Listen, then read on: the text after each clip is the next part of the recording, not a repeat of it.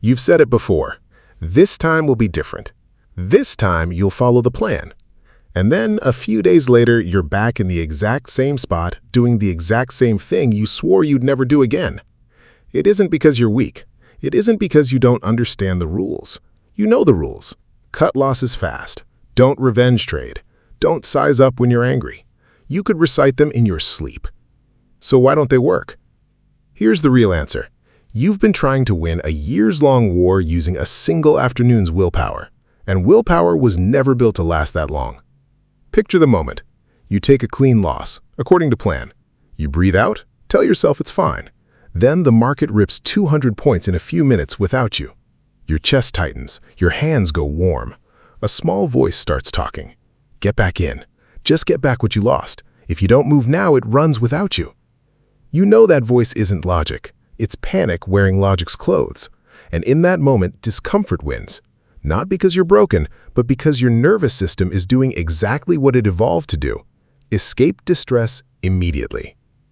That's the real enemy in trading.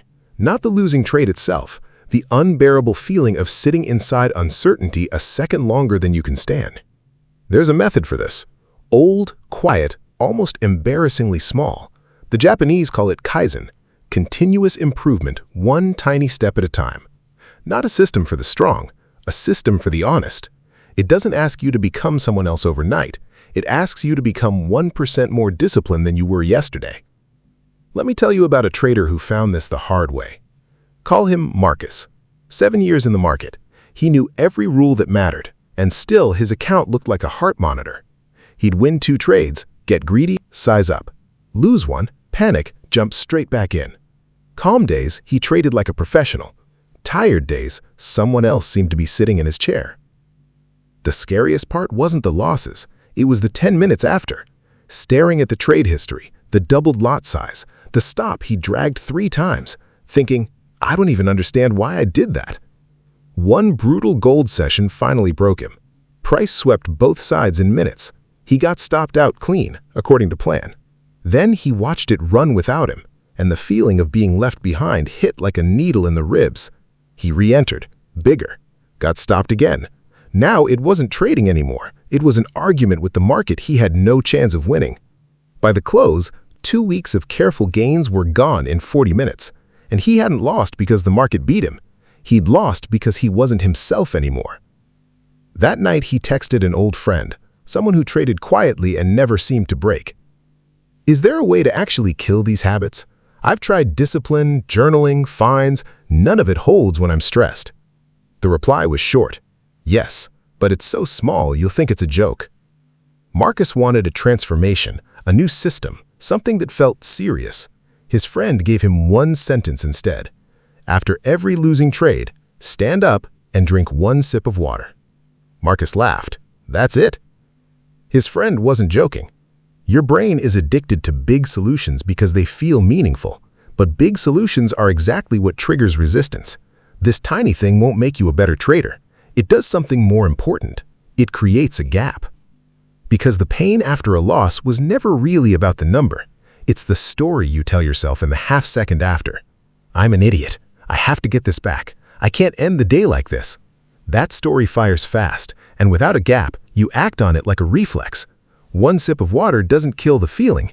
It interrupts the reflex long enough for you to choose instead of react. Marcus was annoyed. He wanted something that felt worthy of the problem. His friend said one more thing that shut him up. If you can't even keep 1 sip of water, don't expect to hold discipline when the market sweeps 300 points. He was right. Marcus's real problem wasn't a lack of knowledge. It was that somewhere along the way, he'd stopped believing he could keep a promise to himself. And you don't rebuild that belief with one grand gesture. You rebuild it with tiny proof, repeated daily. So, he tried it.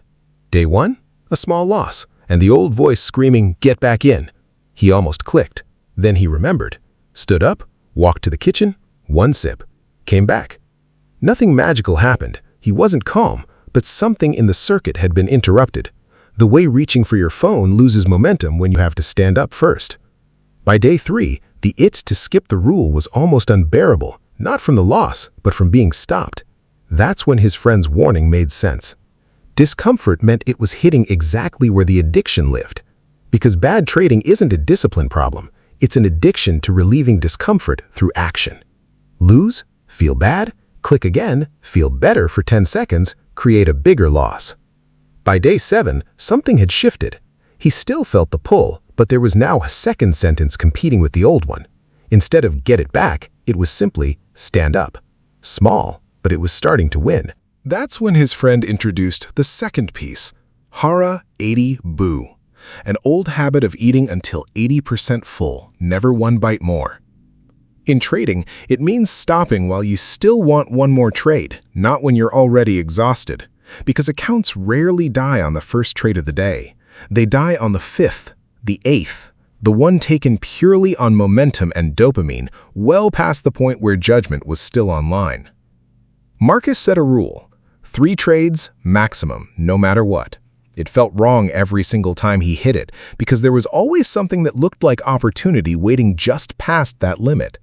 But that itch, the feeling of still wanting more, was exactly the sign he was stopping at the right moment. He still broke discipline sometimes. Everyone does. But his friend gave him permission for that too. Imperfection isn't failure. It's the process. The trader who never has a bad day doesn't exist. The only real failure is turning one bad day into a bad month. One stumble doesn't erase 2 weeks of small proof. Quitting does. So on the days it fell apart, Marcus stopped asking how much did I lose today. He started asking one smaller question instead. Did I come back? Not perfect, just present. Months later, he looked back and noticed something that had nothing to do with profit. The bad stretches that used to last 3 or 4 days now lasted a few hours, sometimes just one trade. He hadn't become a different person.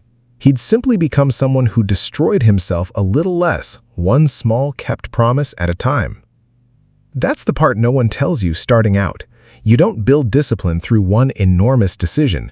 You build it through hundreds of small, boring, repeated ones, until one day, the version of you that used to click in panic is quietly outnumbered by the version that just stands up, breathes, and waits. So if you're carrying tonight's version of that same old habit, don't reach for a total life overhaul tomorrow. Find the one smallest thing you could do differently after your very next loss. Something so small you have no excuse to skip it. Do only that for 14 days.